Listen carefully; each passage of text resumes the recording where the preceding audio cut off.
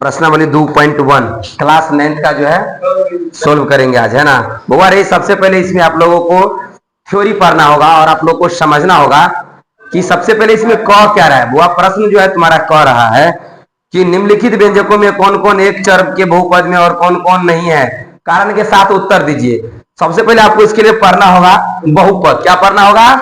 बहुपद। ध्यान से देखिएगा, बहुपद। ये बहुपद जो होता है ना बुआ, 3 प्रकार का होता है। सही से देखिएगा, कितना प्रकार का होता है? 3 प्रकार का। सबसे पहला जो बहुपद होता है वो होता है रैखिक, रैखिक बहुपद। बहुपद दूसरा होता है द्विघात बहुपद, द्विघात बहुपद, बहुपद। और नंबर 3 जो है वो हो जाएगा त्रिघात, त्रिघात बहुपद। सही है बुआ? जरा ध्यान देना, पैर को बार बार ऐसे मत करो ना, क्यों ऐसे कर रहा है? रैखिक का मतलब होता है कि जिसका पावर में 1 हो, जिसके पावर में 1 हो, जिसका या जिसके पावर में 1 हो, रैखिक बहुपद कहलाता है। रैखिक बहुपद, बहुपद कहलाता है ना जी, कहलाता है। एग्जाम्पल आप देख लीजिएगा, है ना। बुआ रे x प्लस में 1, 2x प्लस में 10, 10x प्लस में 20, ये सब क्या है? ये सारा रैखिक बहुपद है। अब आते द्विघात बहुपद में, जिसके पावर में 2 हो।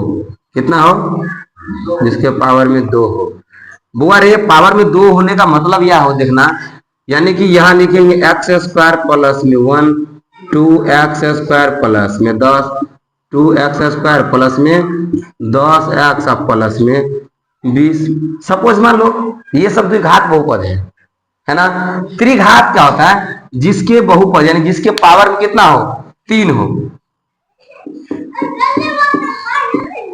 जिसके पावर में 3 यानी कि क्यूब 3 हो,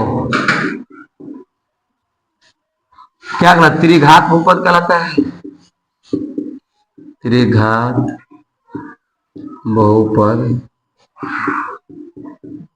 कहलाता है। जरा ध्यान से देखना, अब यहां पे लिखेंगे हम कि x³ प्लस में 1, 3x³ प्लस में 2x², है ना। आप प्लस में मान लो कि 10 और कौन लिखेगा। सपोज एग्जांपल, ये देखो, ये आपको एग्जांपल देकर मैं समझाया हूं। इसका मूल रूप और विवेचक रूप क्या होता है मैं आपको समझा देता हूं।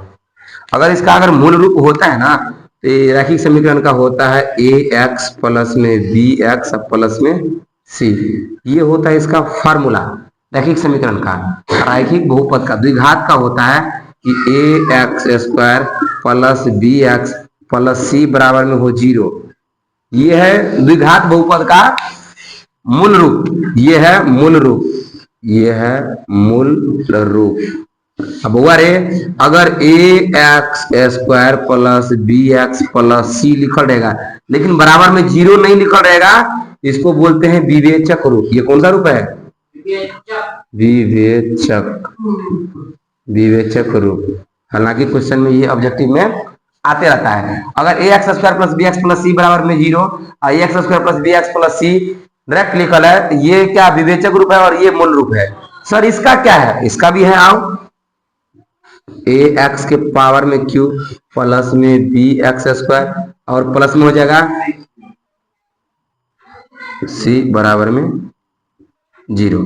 वो है ना रे, ध्यान से देखना, ये जो है इसका ये हो जाता है त्रिघात बहुपद का। अब किसी बच्चा के मन में ख्याल में डाउट आएगा एगो, सर ठीक है मान लीजिए, लेकिन मान लीजिए कि शुरुआती संख्या में 10 के पावर में 50 रहेगा, हो सकता है t के पावर में 50 रहेगा, y के पावर में 7 रहेगा, तो अब क्या करेंगे? तो नहीं तो ये रैखिक बहुपद होगा, नहीं द्विघात बहुपद होगा, नहीं त्रिघात बहुपद होगा, है ना। क्या हो जाएगा? ये बहुपद से बाहर हो जाएगा, है। लिखेंगे बहुपद तो है, लेकिन अब इसको तोड़ेंगे, पावर को आप लोग को दिखाएंगे, तब पता चलेगा, ठीक है। चलो फिलहाल इस थ्योरी को नोट करो, उसके बाद आप लोग को क्वेश्चन बनाते हैं। चलिए ध्यान दीजिए आप लोग, यहाँ पे बुआ 3 को जो आप लोग का प्रश्नावली 2.1 का क्वेश्चन ले लिए, ठीक है। यही है, इसको सोल्व कुछ नहीं करना है, सिर्फ इसमें पूछ रहा है कि ये कौन सा बहुपद है, रैखिक है, द्विघात है या त्रिघात है, कौन सा है। तो बुआ रे पहला में है 4x स्क्वायर माइनस में 3x प्लस में 7, इसका हाईएस्ट पावर कितना है? कितना है? तो बीच में हो चाहे लास्ट में हो चाहे शुरुआत हो, कहीं भी हो, केवल देखना है क्या हमको? पावर। तो बउआ रे सबसे ज्यादा पावर इसका कितना है? 2, और जिसका पावर में 2 रहता है क्या कहलाता है? द्विघात बहुपद। तो हम लिखेंगे द्विघात है, क्या लिखेंगे? द्विघात है, क्योंकि है ना रे, ये जो है ax square plus bx plus c के रूप का है, कोई दिक्कत है कि नहीं? तुम ही बताओ, ax स्क्वायर प्लस bx या माइनस bx है प्लस c, लेकिन है ना उसके रूप का।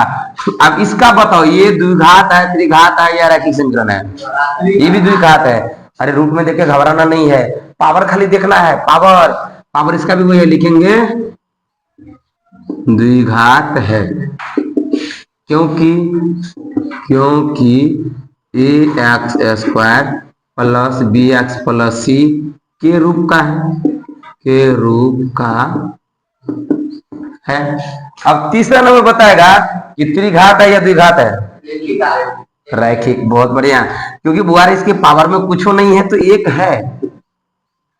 मान लो कि यहाँ पे 5 लिखल है, अब बटा में कुछ नहीं, तो बटा में क्या आता है? 1। तो यहाँ कुछ नहीं तो पावर में 1 है, क्योंकि वो फॉर्मूला तो लोग सुना होगा कि a के पावर में m इंटू a के पावर में n बराबर में a के पावर में m प्लस में n होता है।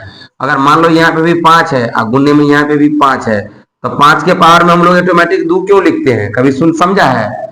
हम लोग बोलते नहीं 2 को 5 इसीलिए 2 नहीं, इसका भी पावर में 1 है, इसका भी पावर में 1 है, इसीलिए 1 मिलके 2 होता है। ये 2 को 5 है इसीलिए 2 नहीं होता है, समझ में आया? क्योंकि इसका पावर कितना है? 1 है, इसका पावर कितना है? 1 है। अगर मान ले यहाँ पे लिखा रहेगा कि 5 के पावर में 3 इंटू 5 के पावर में 7, तो बुआ यहाँ कितना लिखेंगे हम लोग? मालूम है? 5 के पावर में 10 लिखेंगे, क्योंकि यही तो है a के पावर में m इंटू a के पावर में n बराबर फार्मूला होता है a के पावर में m प्लस में n। यस या नो? आया समझ में? तो बुआ ये जो है क्या हो जाएगा? रैखिक समीकरण हो जाएगा, समझ में आया? चलो लिखेंगे यहाँ पे कि रैखिक समीकरण, क्या लिखेंगे? रैखिक समीकरण है, क्योंकि ax plus bx plus c के रूप का है, ठीक है। उम्मीद है आप लोग को समझ में आ गया होगा। और इसमें 2 क्वेश्चन है, उसको भी बनाइए देते। रुको, चौथा भी देखिए लो, कहले तो लोग बोलेगा कि सर छोड़ दिए हैं। y चौथा है y प्लस में 2 और बट्टा में 7। अरे भाई तो इसके नीचे में 1 मान लो, ठीक है, 1 मान लेंगे, यहाँ पे हल लिख दो। तो 1 मानेंगे तो 7 आएगा, लघुत्तम आएगा। तो 1 को 7 से भाग देंगे 7, तो यहाँ लिखेंगे 7y और प्लस में 2। भाई कुछ नहीं है, कुछ नहीं ना बराबर में, तो नहीं है तो तू ही लोग बताएगा कि यहाँ हम लिखेंगे कि दोनों ओर 7 से गुना करने पर बराबर में क्या रख सकते हैं इसको हम? नहीं कुछ है तो 1 है ना रे, 1 के बराबर 1 तिरछी गुना कर सकते हैं। तो यहाँ हो जाएगा ये 7y प्लस में 2 बराबर में 7, तो 7y प्लस में 2 आइए आ जाएगा माइनस में 7, तो 7y क्या हो जाएगा? माइनस 5। अब देखो इसके पावर में 1 है, लिखेंगे रैखिक समीकरण है, क्या लिखेंगे? रैखिक समीकरण। हालांकि इसको तोड़ेंगे तो, और नहीं तोड़ेंगे तो इसका कोनो समीकरण नहीं होगा। क्यों? क्योंकि इसका जो पावर जो डिनोमिनेटर में दिया है, भाई तो डिनोमिनेटर में दिया उससे क्या बॉस है? इसका मेन पावर देखना है ना, इसका पावर तो 1 है। आपको समझा दिए कैसे है, हालांकि हमको यही देखने से मालूम पड़ता हुआ कि पावर में 1 है। आया समझ में? अब देखो 5वां नंबर देखना जरा सा, 5वां नंबर क्वेश्चन देखो, यहाँ पे दिया है कि x के पावर में 10 अब प्लस में y के पावर में 3, y के पावर में 3 अब प्लस में t के पावर में कितना है 50। ये कौन सा बहुपद है? हाँ लिखेंगे, नहीं रैखिक है, नहीं द्विघात है और नहीं त्रिघात बहुपद है, क्योंकि इसका मूल रूप जो है नहीं ax स्क्वायर प्लस bx, नहीं ax प्लस bx और नहीं ax cube plus bx square के रूप का है। तीनों को लिख देंगे, लिखेंगे कोई बहुपद नहीं है, क्योंकि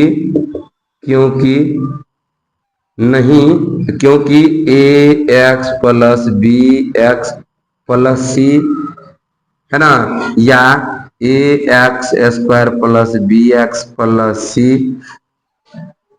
या ax cube plus bx square plus c के रूप का है। समझ गया? कोई बहुपद नहीं है, क्योंकि ax plus bx plus c, ax square plus bx plus c या ax cube plus bx square plus c के रूप का नहीं है, ax प्लस b के रूप का नहीं है। क्या लिखेंगे? नहीं है। समझ में आया? तो आज 2.1 का क्या हो गया? स्वाहा। मिलेंगे अगले वीडियो में, तब तक के लिए जय हिंद, जय भारत। अगर अच्छा लगा होगा आप लोगों को तो इस चैनल को सब्सक्राइब कर लीजिएगा और नया टाइप का क्वेश्चन को आंसर देखने के लिए इस वीडियो को शेयर कर दीजिएगा। धन्यवाद।